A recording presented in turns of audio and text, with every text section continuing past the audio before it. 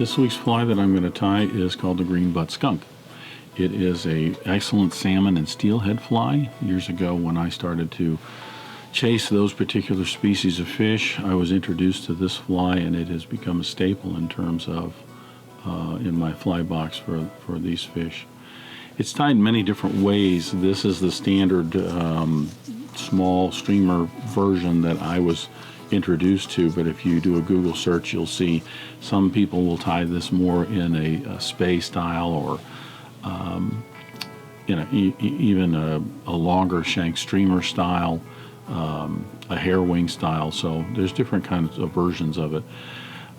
This actually is a variation of a old traditional fly called the skunk. A gentleman in the 60s, if I do believe, named Dan Callahan, was the one who basically took the skunk fly, put the green butt on the back end here, created the Green Butt Skunk. There you go.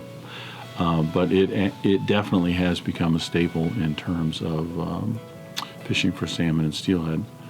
Basic, simple fly to tie, and we will go ahead and get started tying the Green Butt Skunk.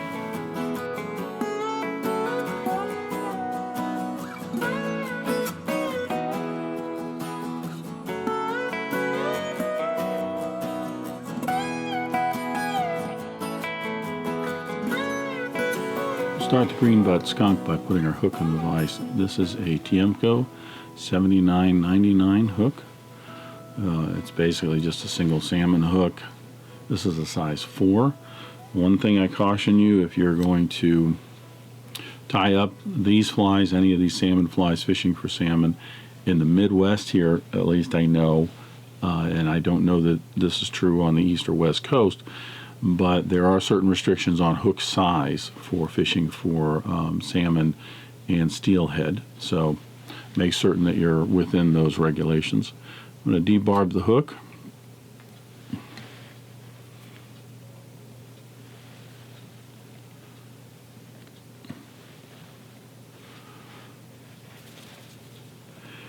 I'm using a black Danville 6/0 thread on this. And that just helps keep the head size down. You could use something a little bit larger if you want to. I'm going to attach the thread about an eye length behind the hook, the eye of the hook, I mean, and then I'm going to wrap my thread down the shank. I don't have to be concerned about nice touching turns or a smooth underbody here because of the fact we have the chenille body on this fly. I'm going to stop right at the point of the hook, trim away my tag, and I'm going to tie in my tail. The tail on this is some red Hackle fibers. I'm going to be using some Hackle fibers from a whiting red rooster cape. I want to bring these so that they are perpendicular to the feather here so that it evens up the tips, and then I will just peel those off. I'm going to bunch these together. I'm not going to worry about the fat or curly ends back here because they'll be up inside this body space here and covered up by the chenille. I want a tail that's about a shank length long. You could use a softer hackle if you want to for this. You don't have to use such a stiff rooster hackle. I'm going to wrap that down. It's not quite long enough. I'm going to wrap that down to just about the end of the shank, which will put me right about where the barb was. You don't want to go too far because the bend on this actually is not that abrupt. It's pretty subtle, so if I go too far, then my tail will start to get pushed down at a downward angle here. This is where I'm going to tie in the green butt material, which is nothing more than a fluorescent nylon chenille. I'm going to tie this in. It's going to be basically about 2 wraps of this to make up the green butt portion of the fly. I'll tie this in right where my thread is hanging. Now I'm going to wrap back forward up to the point of the hook. So that gives me the space where the green butt section of this is going to be. Sometimes this chenille can kind of flatten out, so if need be, twist that up a little bit. I just give it a little bit of a clockwise twist. And then I'll go ahead and wrap that in. I get one wrap right at the back to cover everything up, and another wrap right in front of that, just to give me a little ball of green material right at the very end. Put 3 wraps in to secure that. Then I can clip off the excess. Now we're going to tie in our rib. The rib for the Green Butt Skunk is made from a oval silver tinsel. I'm using a size 14 Danville oval silver tinsel. You could use a size 12 if you want. It's a little bit, actually the next size up is a size 10. It's just 10's a little bit big for me. So if you're on a larger hook, say a size 2 or even a 1/0, I'd go with a larger size oval tinsel. I'm going to wrap this in, and I'm going to bring this down so that the end of the tinsel is inside the body space.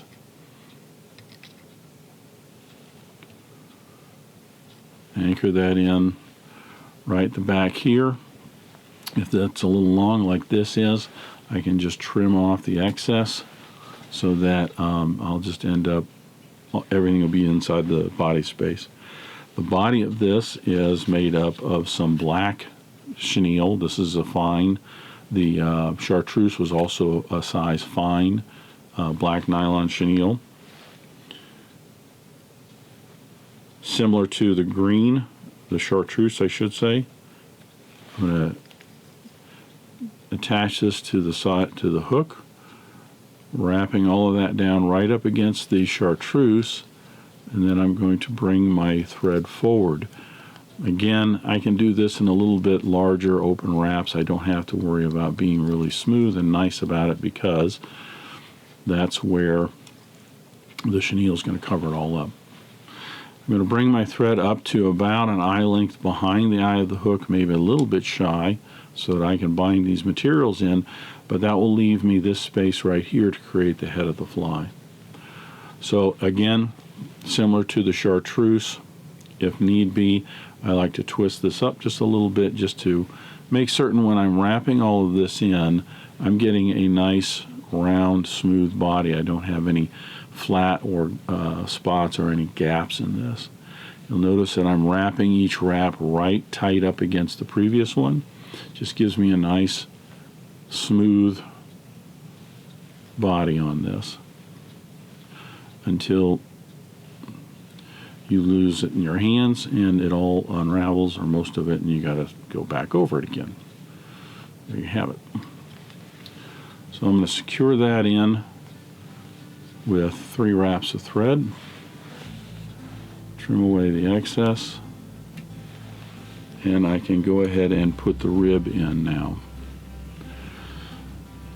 A lot of these salmon flies traditionally have 5 turns of rib. Just make certain that you're also getting them nice and evenly spaced. That 6th turn will bring me right up to the end, and I secure that in.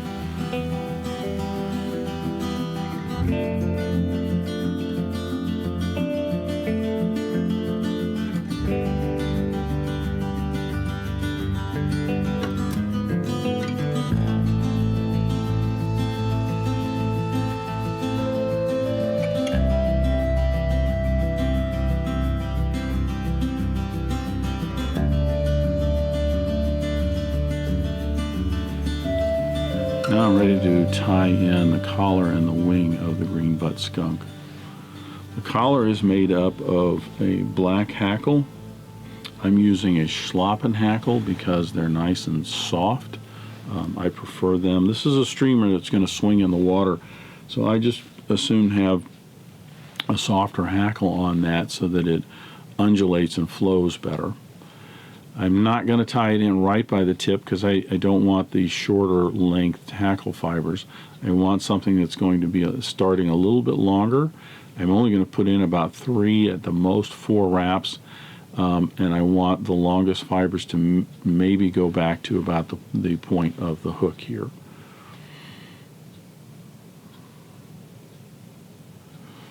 So I'll separate those along the stem, cut the tip off so I have just a nice little triangular piece right here to tie the feather in.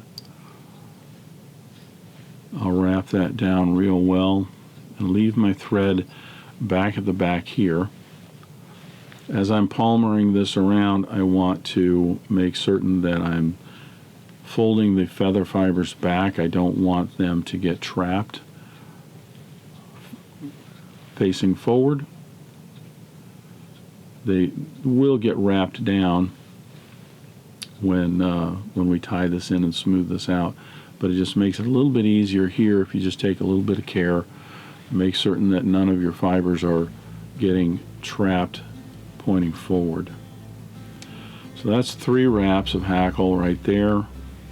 I'm going to put in one more just to make this a little bit fuller.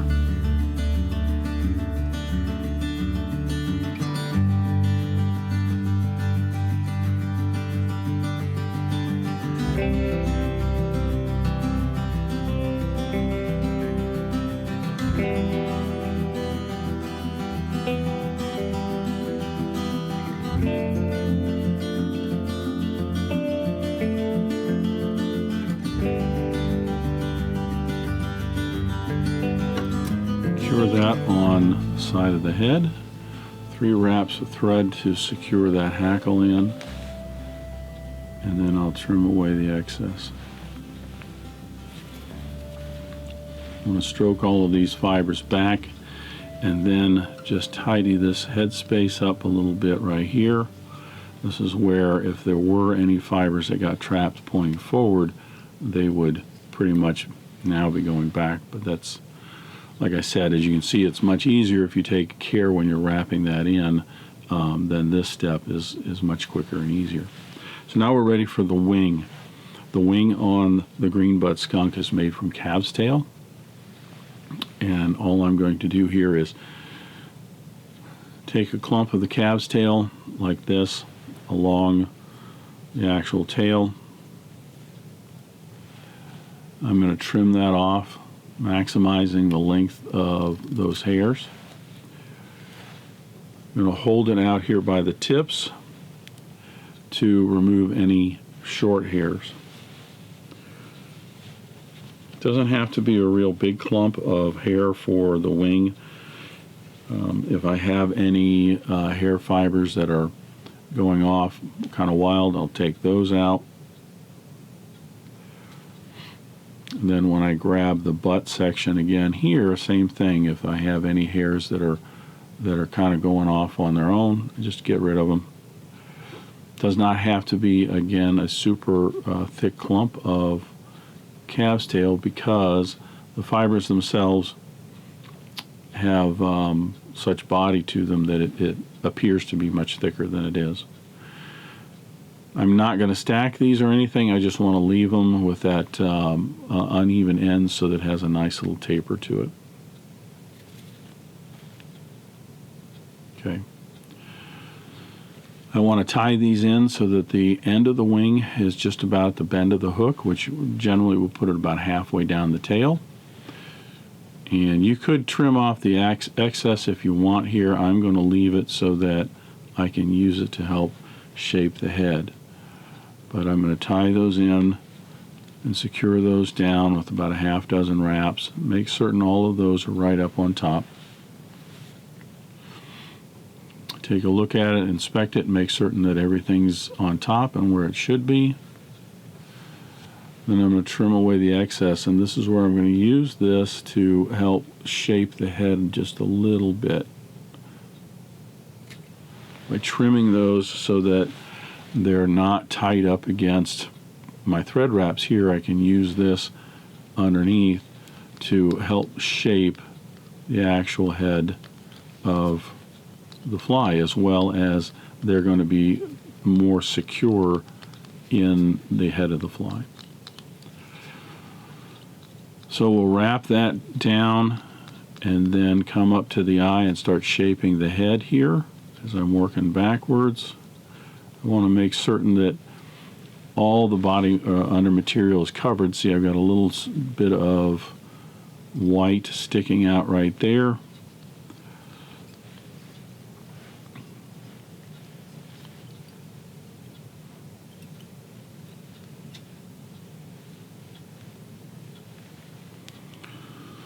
There we go. We make certain we get that covered up.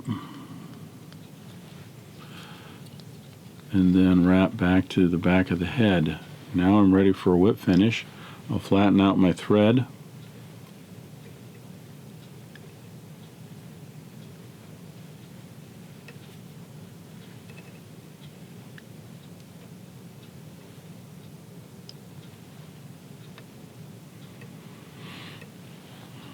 With my thread all flattened out, I'm going to go ahead and put in about an 8 or 10 turn whip finish.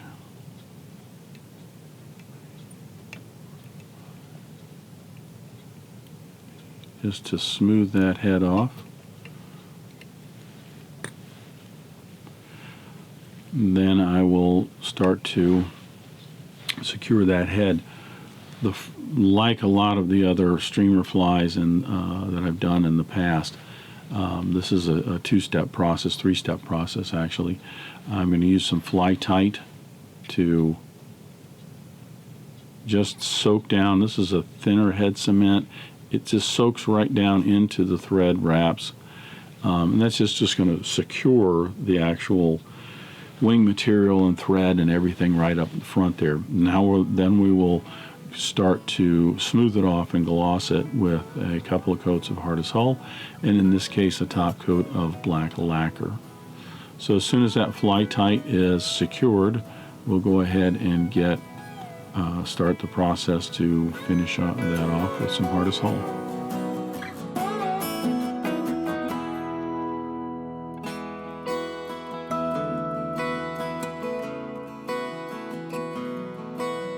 So now that the fly tight is all dried on the head, we will start the process of finishing it.